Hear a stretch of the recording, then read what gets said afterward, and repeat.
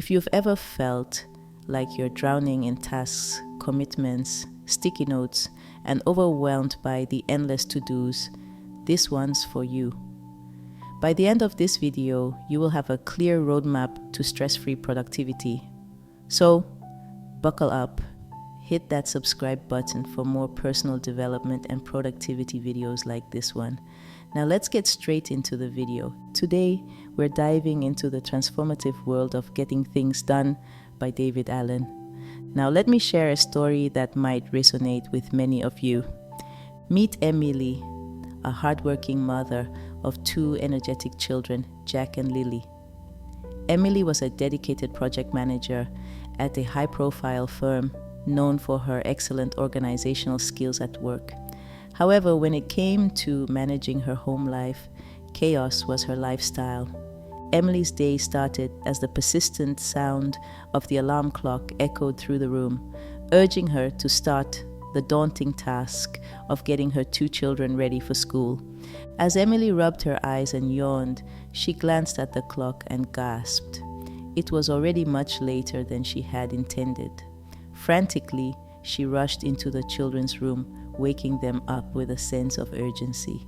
"Come on, kids, we're running late," she exclaimed, her disheveled hair and mismatched socks emphasizing her unorganized nature. The chaos ensued as Emily chased her kids around the house as she tried to dress them in school uniforms, while simultaneously searching for missing shoes and backpacks. The living room resembled a tornado aftermath with scattered toys, half-eaten breakfast bars, and crumpled papers scattered across the floor. In the midst of the frenzy, Emily suddenly remembered that it was her son's birthday. Panic set in as she realized she had forgotten to buy him a gift. With a hurried apology, she promised to make it up to him later, all the while juggling lunchboxes and tying shoelaces. The guilt lingered in her eyes, but the clock continued to tick away, indifferent to her predicament. As the family rushed out the door, Emily fumbled through her purse to find the car keys, only to realize they were still on the kitchen counter. With a frustrated sigh, she dashed back inside, leaving the children waiting on the sidewalk. The school bell was about to ring, and Emily's disorganization threatened to overshadow any resemblance of a smooth morning routine. Amidst the chaos, Emily inadvertently overlooked an important school project deadline. Her daughter, wide-eyed and anxious, reminded her about the looming due date. Emily's heart sank as she struggled to come up with an excuse, promising to talk to the teacher and make amends. The weight of missed birthdays and forgotten deadlines hung in the air, casting a shadow over what should have been a simple morning routine. As the car finally pulled away from the curb, Emily let out a sigh of relief. The morning may have been a whirlwind of forgetfulness and chaos, but somehow, against all odds, they made it to school. In the rearview mirror, she caught a glimpse of her children, their disheveled appearance and weary expressions, telling a tale of a morning filled with the unpredictable antics of an unorganized mother. Tired of living like this and feeling guilty for not being there for her family like she would love to, she searched for a book on productivity and stumbled on a book titled Getting Things Done by David Allen.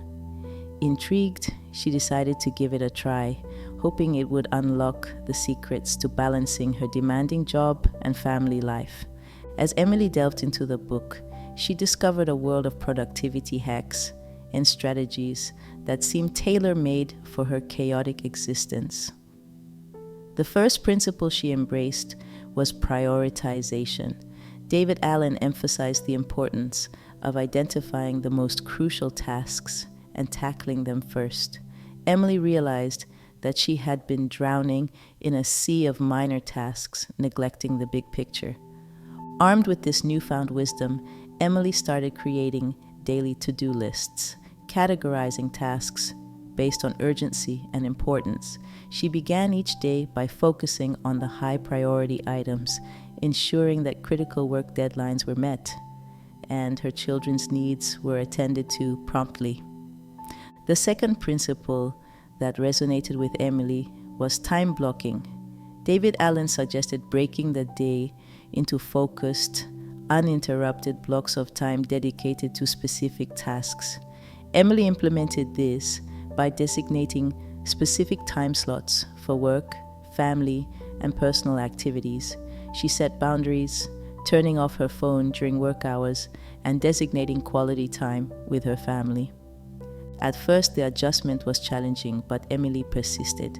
She discovered that by immersing herself fully in each block of time, she achieved more in less time, leaving her feeling more accomplished and less stressed. The third and final principle that transformed Emily's life was mindfulness. David Allen advocated for being present in the moment, whether at work or with family. Emily learned to eliminate multitasking and focus on one task at a time, enhancing her efficiency and the quality of her work.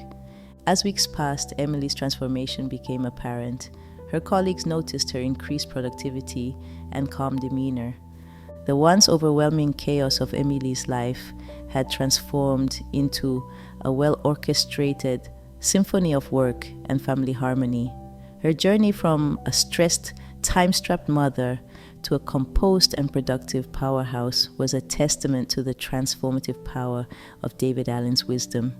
In the end, Emily not only mastered the art of getting things done, but also rediscovered the joy of living a balanced life. The lessons she learned from David Allen's book became the guiding principles that allowed her to navigate the demands of work and family with grace, turning her chaotic life into a masterpiece of efficiency and happiness. My question to you today is as follows. Have you ever felt overwhelmed by the sheer volume of tasks and information in your life? How did it make you feel, and what strategies did you try to cope with? The framework from the David Allen book will possibly help you to have a stress-free, reliable, and organized system for managing tasks and projects. There are 5 steps of mastering workflow, and they are as follows: capture, clarify, organize, reflect, and engage. We will discuss each step and how to apply them in your daily lives. First is capture. Now let's break these steps down for you. Imagine your brain as an office. It's not great at holding on to everything. Just like a messy desk, you might forget things, get stressed, and lose track of important stuff. David Allen suggests that instead of using your brain as an office, you should use it for what it's really good at thinking, and offload the task of remembering everything to a more reliable system. David Allen emphasizes the importance of having tools to capture your thoughts and tasks. This could be a notebook, a digital note-taking app, or even a voice recorder. The key is to have something accessible at all times so that when a thought pops into your head, you can capture it immediately. For me, I use my phone notepad or my journal. Let's say I am walking down the street and suddenly I remember that I need to buy groceries. Instead of relying on my memory, I quickly pull out my phone and jot it down in a grocery shopping list app. To effectively capture things stored in your mind, do a regular mind sweeper every day. This could be work-related tasks, personal goals, or even random thoughts. The goal is to empty your mental inbox. You do this by sitting down for 10-15 minutes and jotting down everything that comes to mind, upcoming projects, household chores, ideas for a presentation, etc. It's like doing a brain dump to clear your mental space. Now, once you've captured everything, Allen suggests organizing these items into specific categories or lists.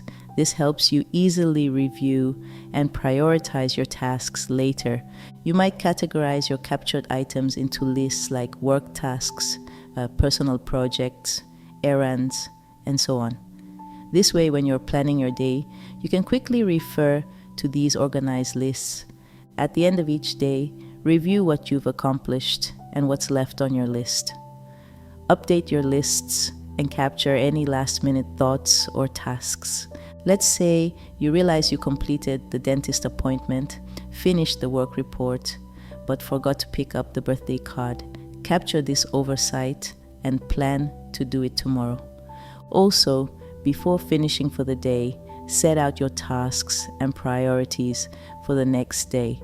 This helps you start the day with a clear plan. Implementing these daily action steps gradually turns capturing everything into a seamless part of your routine. As you make it a habit, you'll find that your mind feels clearer and you're more focused on the tasks at hand rather than trying to remember everything at once. The second step is clarify. David states the importance of clarifying your tasks and commitments to reduce ambiguity and stress. Once you've captured it, it's time to clarify. What does each task mean? Is it actionable? David Allen introduces the 2-minute rule here. If a task takes less than 2 minutes, do it immediately. It's incredible how those tiny tasks add up to significant victories. You have to break down tasks into actionable steps. To do that, you will identify the very next physical action needed to move the task forward. You will have to clearly define the desired outcome or result for each task. Most importantly, you have to understand what done looks like. For each project you embark on, ask yourself these questions. What does done mean to you? What does doing work look like to you? By clarifying tasks throughout the day, you can turn your to-do list into a guide rather than a cryptic puzzle. Each task has a name, a face, and a clear direction. It's not just about getting things done, it's about getting them done with confidence and clarity. The third step is organize. David Allen's approach to organizing everything is all about creating a system that's reliable, accessible, and easy to navigate. Imagine sorting your tasks into different buckets: work, personal, projects, you name it. For me, I use a digital tool, but maybe you're a visual person and prefer a physical board. The key is to have a system that seamlessly integrates with your life, not complicates it. Allen suggests creating categories or lists for different aspects of your life: work, personal, errands. This is how to utilize folders or digital tools. Think of folders or digital tools as your virtual filing cabinet. Just like you wouldn't throw important papers randomly in a drawer, organize your tasks neatly, whether it's physical folders or apps like Evernote or To-Do List. Pick a system that works for you. By organizing tasks into clear categories and consistently updating your lists, you're essentially creating a roadmap for your day. It's like having a GPS for your tasks, guiding you smoothly through each category with a clear sense of direction. The fourth step is reflection. Before we dive into reflection, I want to ask you a question. Do you currently set aside dedicated time for a weekly review of your tasks and goals? If so, what benefits have you observed? And if not, what do you think might be holding you back? Please spend some time and ponder on this question. Reflecting on your tasks and progress helps you make informed decisions. Imagine your to-do list as a journey. Regularly looking back at what you've accomplished is like checking your map to appreciate the distance traveled. It's not just about doing, but also acknowledging what you've done. Think of reflection as the GPS recalculating when you take a wrong turn. It's about learning from both mistakes and successes. What worked well? What could be done differently next time? Reflection helps you anticipate and plan. By incorporating reflection into your routine, you're not just moving through tasks blindly. You're navigating your day with intention, learning from every turn, and constantly refining your approach. It's not just about getting things done. It's about getting them done smarter and more effectively. The fifth step is engagement. Finally, we have the engagement stage. This is where the rubber meets the road. You've captured, clarified, organized, and reflected. Now it's time to do it. Dive into your tasks with a clear mind and a focused approach. The idea of engaging is to be present, focused, and intentional in all aspects of your work and life, it's not just about going through the motions. It's about putting your mind and energy into the task at hand. Engaging means making conscious decisions. It's not about letting things happen to you. It's about actively choosing how to respond and where to direct your efforts. By consciously engaging with your tasks, you're not just going through the motions. You're investing your energy where it matters. It's about making each moment count and ensuring that your actions align with your goals and values.